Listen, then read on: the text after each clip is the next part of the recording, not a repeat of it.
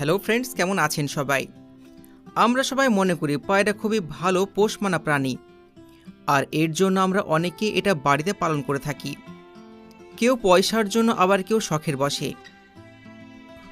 কিন্তু এটা জেনে আপনি অবাক হবেন, এই পায়রা কোটি কোটি মানুষের খাবার হিসাবে প্লেটে ওঠে। এটা শুনে হয়তো আপনার অবাক লাগতে পারে, কিন্তু এই পায়রা বিশাল বড় বড় খামারে পালন করা হয়, আর পালন করে এগুলোকে মাংস করা হয়, তারপর বিভিন্ন জায়গায় বিক্রি করা হয়। তবে আপনারা দুই রকম পায়রা দেখেছেন হয়তো, একটা সাদা পায়রা এবং একটা কালো। যেগুলো সাদা হয়ে থাকে সেগুলো আমরা পালন করি, আর কালোগুলো পালন করি না।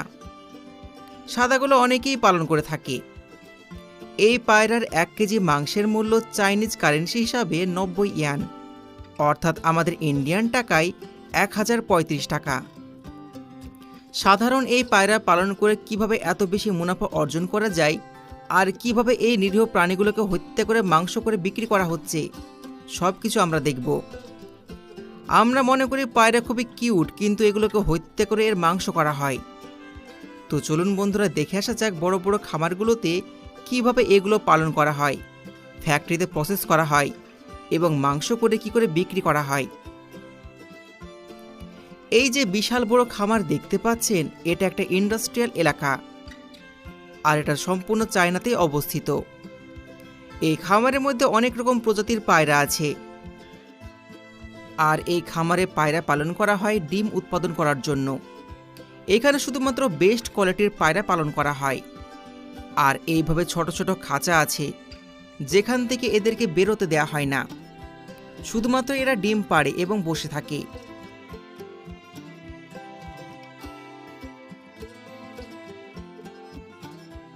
ডিম একবার কালেক্ট করা হয়ে গেলে এগুলোকে নিয়ে চলে আসা হয় প্রসেসিং রুমে। ডিমগুলোকে ভালো করে পরীক্ষা নিরীক্ষা করা হয়, দেখাশোনা করা হয়, ভেতরে কোনো ডিম নষ্ট হয়ে গেছে কিনা ভালো করে দেখা হয়। তারপর যখন ভালো ডিমগুলোকে বাছাই করা হয়ে যায়, তখন পাঠিয়ে দেওয়া হয় ইনকিউবেটর মেশিনের মধ্যে। ইনকিউবেটর মেশিন কিছুদিনের মধ্যে ডিম ফুটে বাচ্চা বের করে দেয়। এই দেখুন, ছোট ছোট বাচ্চা বের হয়েছে। এবার এগুলোকে মেল এবং ফিমেল হিসাবে আলাদা করা হয়। এগুলো আলাদা আলাদা করা হয়ে গেলে একটা মেল পায়রা এবং একটা ফিমেল পায়রা একসঙ্গে নিয়ে গিয়ে মা পায়রার কাছে রেখে দেয়া হয়। সব থেকে মজার বিষয়, মা পায়রা ওই দুটো বাচ্চাকে পালন করতে থাকে। মা পায়রা বাচ্চা দুটোকে ঠিকঠাক পালন করে এবং ঠিকঠাক খাবার খাইয়ে বড় করে তোলে। তবে এখানে অনেক রকম প্রজাতির পাখি পালন করা হয়, আর এখানে বুনো পাখিও পালন করা হয়। একবার যখন পাখিগুলো একটু বড় হয়ে যায়, তখন এগুলোকে বাইরে বের করা হয় আর ভ্যাকসিন করা হয়।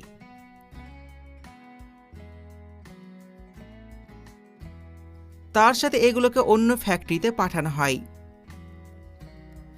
ফ্যাক্টরিতে নিয়ে এসে এগুলোকে খুব ভালো করে দেখাশোনা করা হয়, খাবার খাওয়ানো হয়। এখানে থাকা খাওয়ার সমস্ত ব্যবস্থা আছে। এখন এগুলো একটু বড় হয়ে গেছে, এখন মোটামুটি দানা খেতে পারবে। তো এদেরকে ভুট্টা এবং গম একসঙ্গে মিশিয়ে খেতে দেয়া হয়। এদেরকে খাবার খাওয়ানোর সিস্টেম চমৎকার।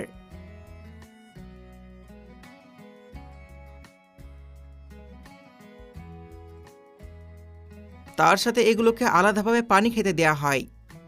সামনে ছোট্ট কৌটো থাকে, যেখানে পানি দেয়া হয়। পায়রাগুলো মুখ বের করে সেখান থেকে পানি খায়। পায়রার খাঁচা প্রতিনিয়ত নোংরা হয়, প্রতিনিয়ত ওরা পায়খানা করে। তো ঠিক সময় পরিষ্কার পরিচ্ছন্ন না করলে জায়গাটা অনেক নোংরা হয়ে যায়। তো এর জন্য এরকম কনভেয়ার বেল্ট সিস্টেম ইউজ করা হয়। একদিক থেকে পায়রার বিষটা বেরিয়ে আসে এবং অন্য দিক থেকে নতুন সিড চলে আসে। এই প্রসেস বারবার হতে থাকে। এবার যখন এই পায়রাগুলো একটু বড় হয়ে যায়, তখন বিক্রি করার পালা। প্রজাতি হিসেবে পায়রাগুলোর আলাদা আলাদা দাম হয়ে থাকে। যেগুলো কালো পায়রা হয়ে থাকে সেগুলো আলাদাভাবে বিক্রি করা হয়, আর যেগুলো সাদা পায়রা হয়ে থাকে সেগুলোর দাম একটু বেশি হয়। এবার এগুলোকে খাঁচা থেকে বাইরে বের করে ওজন করা হয় এবং বিক্রি করার জন্য নিয়ে আসা হয়।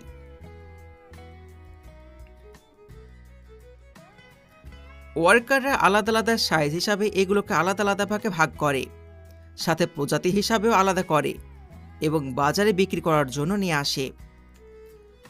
এরকম অনেক জায়গা আছে যেখানে পায়রার মাংস কিনতে পাওয়া যায় না, তো সেই সমস্ত জায়গাতে পায়রার মাংস পাঠানোর জন্য এইরকম ফ্যাক্টরি তৈরি করা হয়েছে, যে ফ্যাক্টরিতে পায়রার মাংস প্রসেস করা হয়।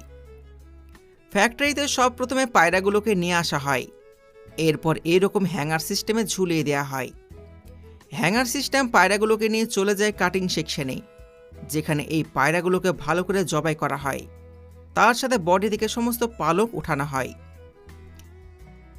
মেশিনের সাহায্যে যদিও সঠিকভাবে পালক ওঠে না, তো এগুলোকে হাতের সাহায্যে তুলে ফেলা হয়।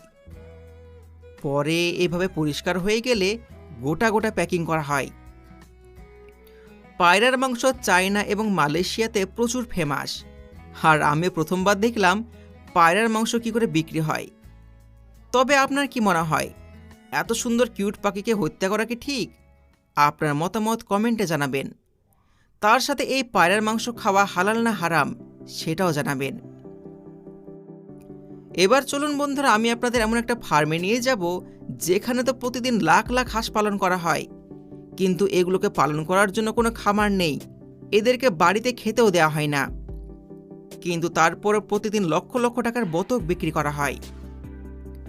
আপনি হয়তো ভাবছেন লাখ লাখ বতক পালন করা হচ্ছে কিন্তু ওদেরকে খাবার দেয়া হচ্ছে না, এটা কিভাবে সম্ভব? তো বন্ধুরা, এটাই তো মজা। এদেরকে সম্পূর্ণ অর্গানিকভাবে পালন করা হয়। এদের জন্য তৈরি করা হয়েছে প্রাকৃতিকভাবে বিশাল বড় ইকোসিস্টেম। সব প্রথমে তো ইনকিউবেটর মেশিনের মাধ্যমে ডিম ফুটে বাচ্চা বের করা হয়, তারপরে সমস্ত বাচ্চাগুলোকে সঠিকভাবে যাচাই বাছাই করে নিয়ে চলে আসা হয় ফ্যাক্টরিতে। এখন ফ্যাক্টরি থেকে খামারে তো চলে আসলো, কিন্তু প্রথম দিন এদেরকে খাবার খেতে দেওয়া হবে।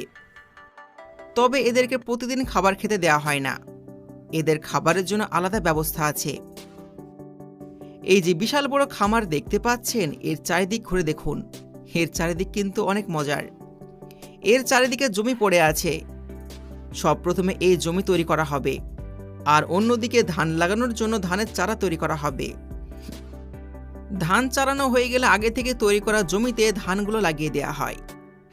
ধানের জমিতে প্রতিনিয়ত পানি থাকে, আর তার সাথে কীটপতঙ্গ জন্ম নেয়। ওই সমস্ত কীটপতঙ্গগুলো বতক খেয়ে থাকে।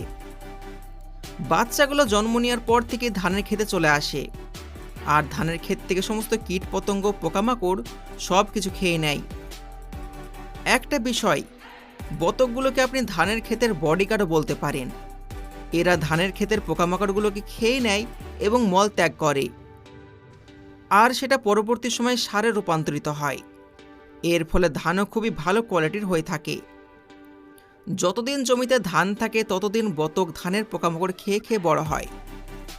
ধানগুলো একবার কাটা হয়ে গেলে বতকগুলো জমিতে থাকে, আর ওই সমস্ত বতকগুলোকে ফ্যাক্টরিতে খেতেই দেওয়া হয় না। এদেরকে পালন করা হয় সম্পূর্ণ ইকোসিস্টেম ইউজ করে।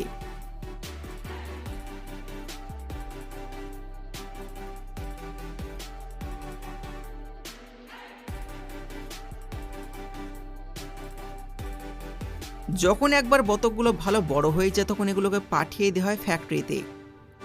আর আপনি তো বুঝতেই পারছেন ফ্যাক্টরিতে গিয়ে কী করে মাংস করা হয়। ফ্যাক্টরিতে এগুলোকে ছোট ছোট পিস করে মাংস করে বিভিন্ন জায়গায় বিক্রি করা হয়।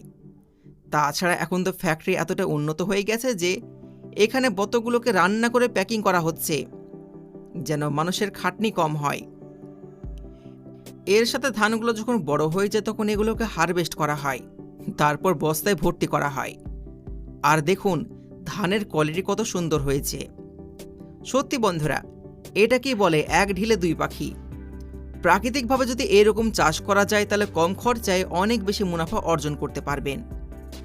আশা করি আজকের ভিডিও ভালো লেগেছে। ভিডিও ভালো লেগে থাকলে শেয়ার করুন, সবাইকে দেখার সুযোগ করে দিন। ধন্যবাদ।